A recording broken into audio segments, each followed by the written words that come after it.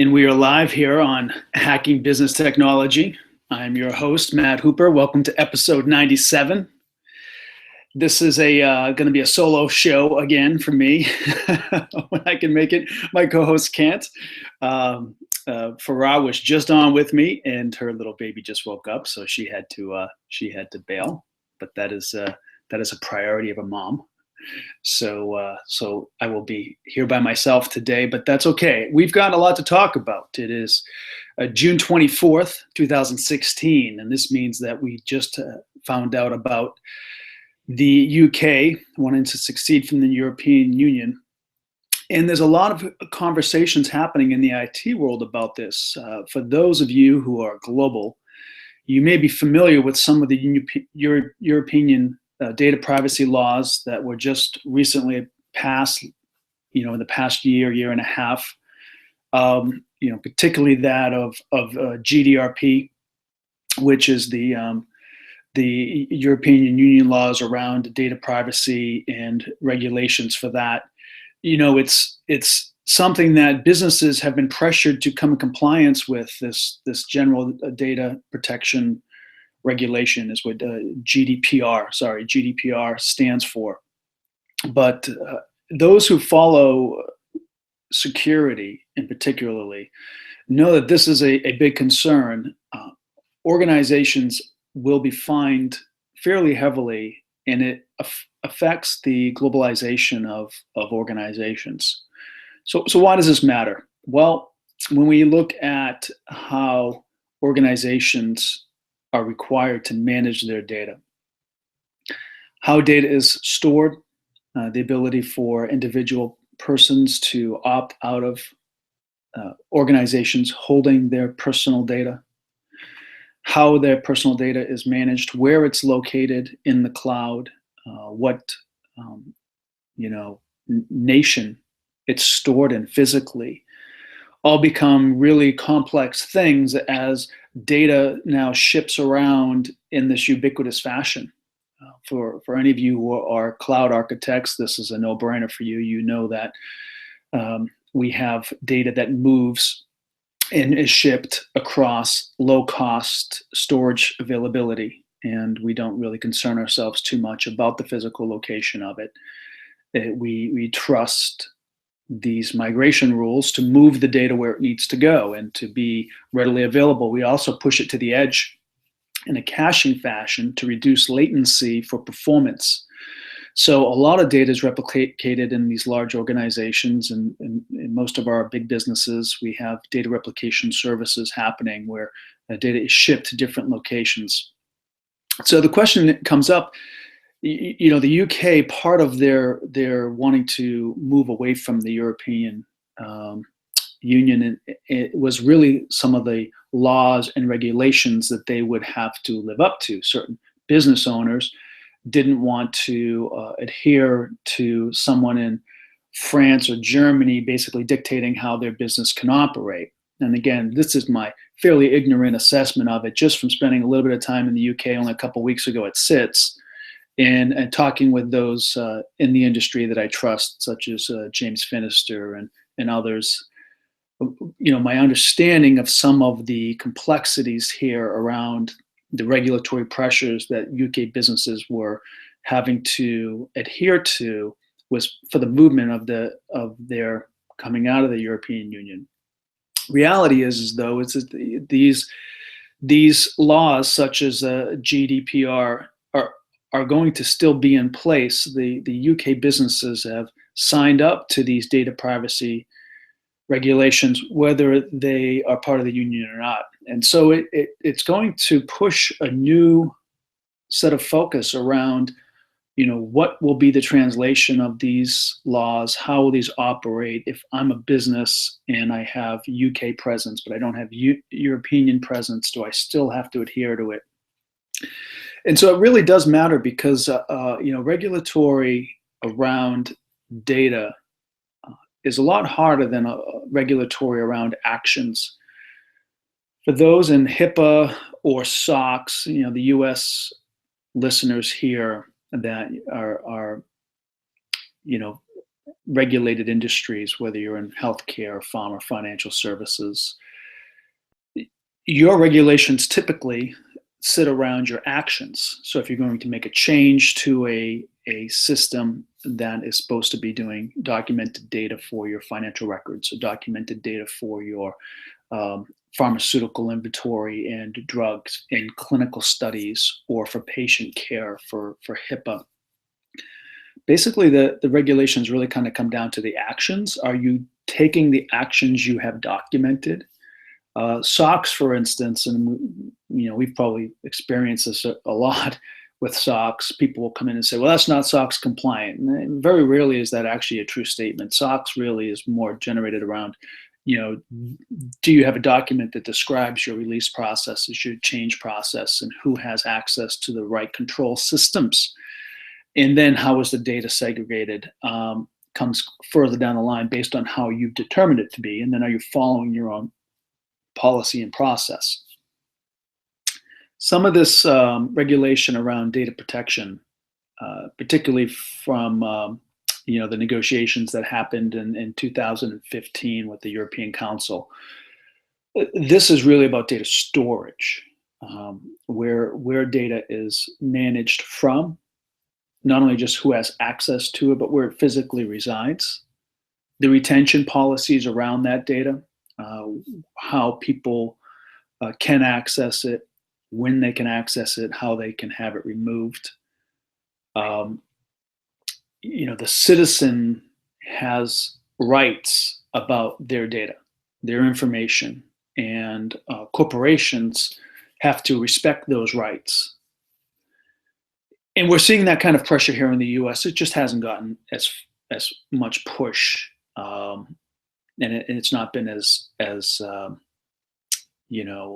much of a focal point. Though PII and PCI, personally identifiable information, and payment card industry, the PII and PCI acronyms, those describe certain regulatory pieces around your financial data, so your credit card information or other things that might be used to identify you personally, where people could hack your information. And that's really more to hold corporations accountable. It's because you are in essence handing corporations that you purchase from as a consumer access to who you are digitally that could be manipulated or exploited by hackers. So the threat is very real that if they don't properly govern that data, it could conceivably be used against your consumer. And corporations have some level of accountability there. They could be complicit in an act where their data was hacked. And we saw this be more expansive after Sony was hacked and credit card information was released. Target being another big, widely publicized breach. So, these kind of things come up, and it really does express to us around the importance of governance, risk, and compliance, and understanding what are the actions that our business users are taking. And one of the things that I talked about out at SITS was that an IT service management professional's focus in 2020 is going to have to be a little bit around understanding law. We've in ITSM have written policies for whatever that's worth, and then created processes around those policies to govern the actions that we're doing in IT. But we really have had a centric focus around service delivery and what the business services are. And I even go so far as to say the business services really is just around more IT projects. For most of us, we're just not that mature. But that's not going to fly over the next few years. And so while I bring up this issue with the UK leaving the European Union, why it's a big deal to me is because of, again, my ignorant and foreign understanding, and I guess that's redundant as an American, that they really are wanting to succeed basically because of regulatory pressures. because of law and legalities. Now, part of being in the European Union in the first place is to ease the ability to do commerce and to do business transaction more in a uniformed way across Europe. Well, how do most businesses get work done?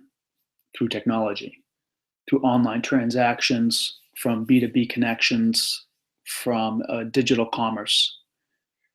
So IT is squarely here in a situation where our policies and our processes about IT governance are going to require us as ITSM professionals to have a much bigger and broader understanding of law and what the actual implications are going to be from these types of changes in regulatory pressure.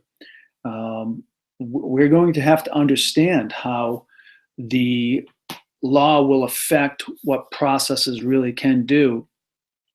And thus, I think it even drives a much bigger pressure for us to have systems managing our processes. And in no way do I mean this to be a product pitch for ITSM solutions.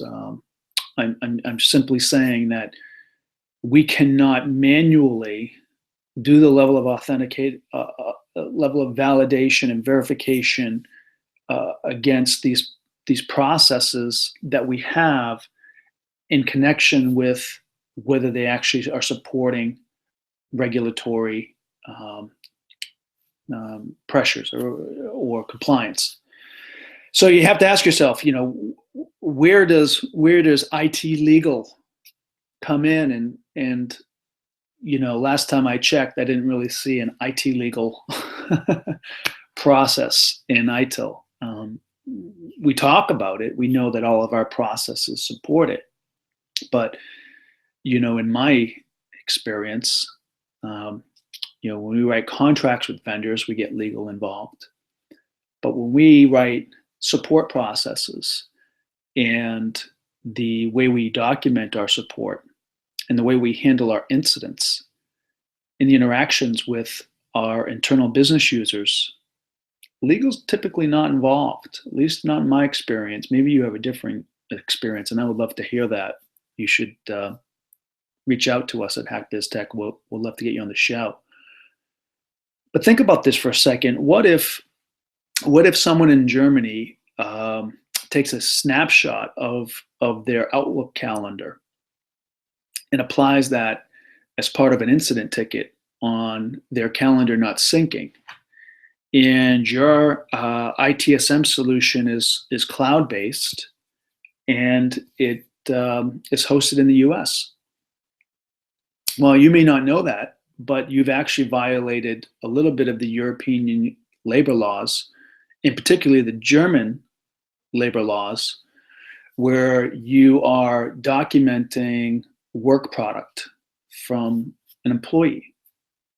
Their calendar could show the hours they work and what they've worked on, and that could be construed as monitoring, which is an illegal process in Germany.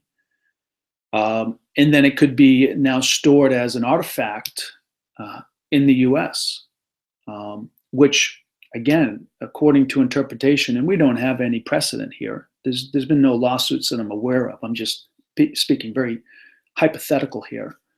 But you could, in essence, be violating from the EU Council a mandate to not monitor work product or productivity of employees. So that this gets very complicated, right? This puts us in a situation where, well, what do our processes have to do? Do we have to now train service desk analysts to strip that data and remove that data? Do we have to have data archival review processes where someone's going through incident tickets and looking at attachments? I know many organizations here in the States have to do that for HIPAA. Healthcare organizations need to do that. And they have a process where they will go through and manually review ticket submissions and attachments. And if the analyst sees that when someone sent in a hey, I couldn't look up a patient record, and it happened to be that patient data that they screenshot or snapshotted, or took a picture of their phone and sent in, that they will delete it, or they will mask it and scrub it, whatever the policy allows them to do. So, when you look at the legalities of these things, support and interactions, we talk about email tracing and archiving. As we move to systems like a Slack, like a Jive, as we put more and more communications and collaborations into our ITSM tools, there is thus a documented and traceable transaction there. And as we provide IT services more and more to direct consumers, because we're becoming technology companies that offer business solutions, right? We are interacting more and more with consumers. This is going to present a challenge for how service management is providing something that can truly pass a governance. We need to start thinking about the law and data, not only privacy from a security perspective, but the data protection rules that exist. And and these data protection rules change constantly. There was a data protection rule that most UK businesses had to adhere to. I think it was 1998 originally that data protection policy came out. And then when GDPR came out in 2015 and then was signed off on, and it basically said by 2018, organizations have to live up to this certain level of compliance. And just because the UK has now pulled out of the European Union, it doesn't make them free from these policies. And and again, some of these policies are very complex. Like there is the right to be forgotten, and this right to be forgotten is that I, as a individual, have the right to say to you as a corporation, hey, you need to remove my personal data and make sure it's deleted off your system. So these kind of things get tricky and require even more rigor around asset relationship to business functions, our configuration management solutions, where you've always kind of had this nirvana of hey, here's a business process and here's the assets that support that business process, and here's where the data resides to support that business process, are now no longer a nice to have.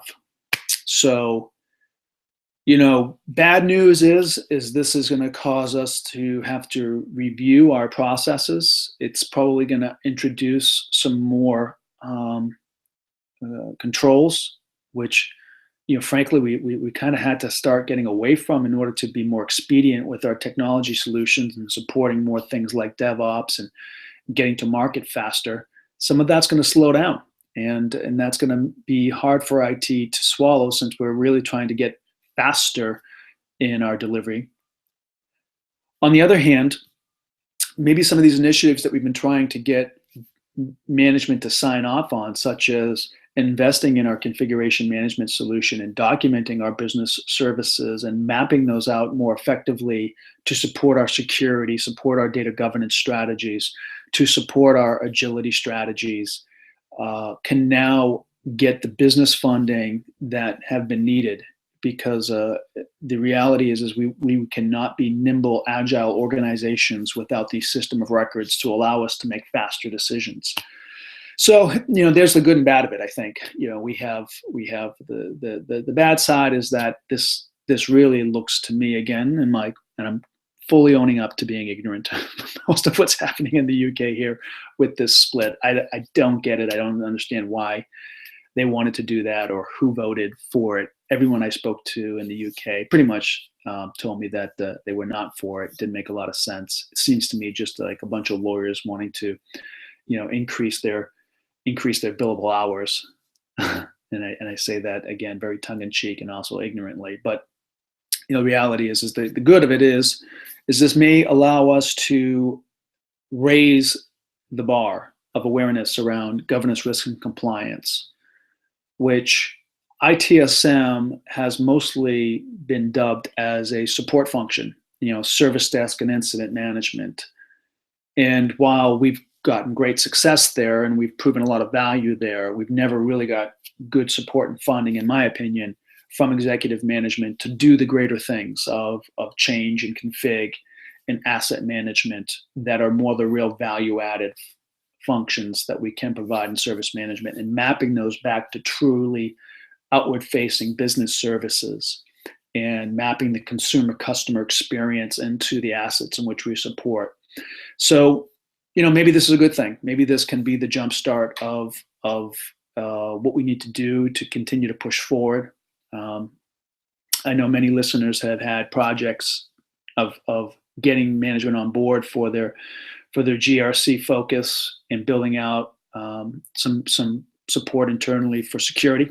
So who knows? Maybe this is an opportunity to go back to management and say, hey, listen, let's not wait until 2018 or 2020 when these regulations are going to come on full force and audits are going to be the daily activity we do around here.